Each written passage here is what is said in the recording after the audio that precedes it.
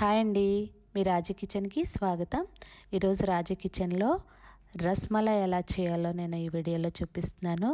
మీరు తప్పకుండా ఇది ట్రై చేయండి. ఎలా ఉందో చెప్పండి. ఇది వీడియోని చివరి వరకు చూడండి. ఇప్పుడు రసమలై ఎలా చేయాలో చూద్దాము. దానికి ముందుగా మనం మిల్కీ జ్యూసు ఎలా రెడీ చేసుకోవాలో ఇప్పుడు చూపిస్తున్నాను. దానికి 1 లీటర్ మిల్క్ బాయిల్ అయిన తర్వాత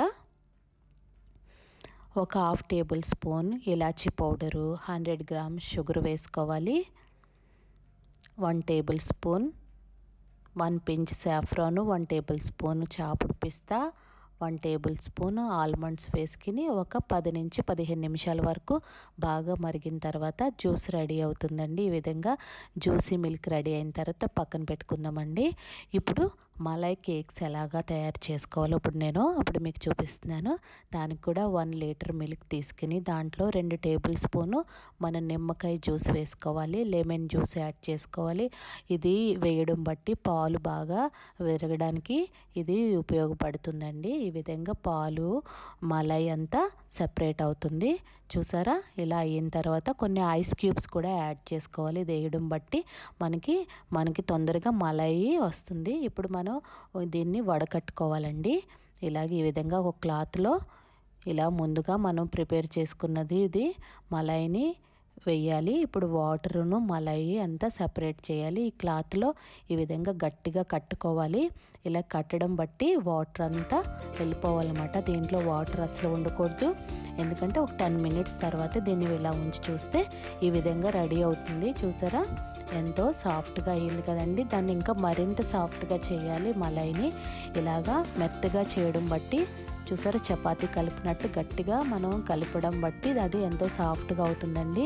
ఇది రసమలైలో మెయిన్గా చేయవలసిన పని.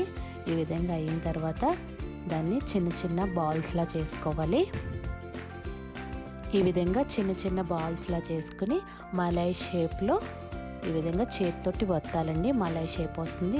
ఇలా అన్ని బాల్స్ అన్నీ చేసుకోవాలి. ఇప్పుడు దీన్ని కేక్స్ అన్నీ రెడీ అయిపోయినాయండి. ఇప్పుడు ఆ మలైని ఎలా కుక్ చేసుకోవాలో నేను ఇప్పుడు చూపిస్తున్నాను.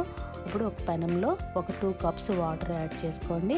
వాటర్ వేసుకుని దాంట్లో ఒక 50 గ్రాములు షుగర్ వేసుకోండి. మీకు షుగర్ ఇంకా కావాలంటే కొంచెం యాడ్ చేసుకోవచ్చు. ఇదంతా షుగర్ అంతా కరిగిన తర్వాత అప్పుడు వాటర్ అంతా బాయిల్ అవ్వాలి.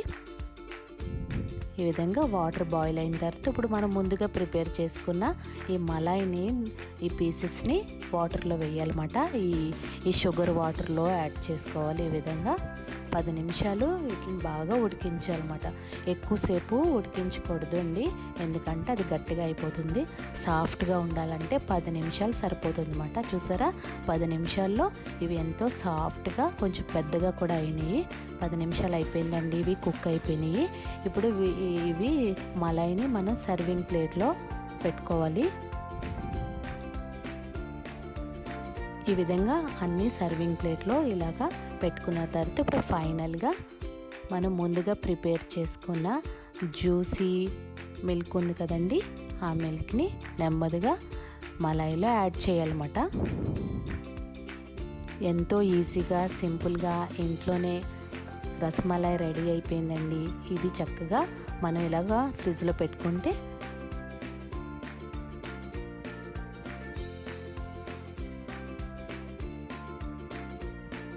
ఇప్పుడు ఇలా చేసిన దాన్ని 3 అవర్స్ కంపల్సరీ ఫ్రిడ్జ్లో పెట్టాలి.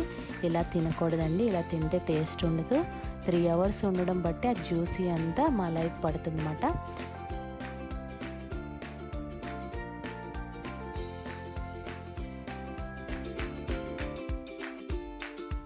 ఇప్పుడు ఇలా 3 అవర్స్ మనం ఫ్రిడ్జ్లో పెట్టుకున్న తర్వాత ఇప్పుడు ఫైనల్గా ఇలా రెడీ అయిపోయిందండి. ఎంతో జ్యూసీగా ఎంతో కలర్ఫుల్గా రెడీ అయిపోయింది. టేస్ట్ అయితే సూపర్ ఉంది, చాలా బాగుంది. మీరు తప్పకుండా ఇది ట్రై చేయాలి. ఇది ఎలా ఉందో కామెంట్స్లో చెప్పండి. మరిన్ని వీడియోల కోసం రాజీ కిచెన్ని సబ్స్క్రైబ్ చేయండి, బెల్ ఐకాన్ నొక్కండి. Thanks for watching.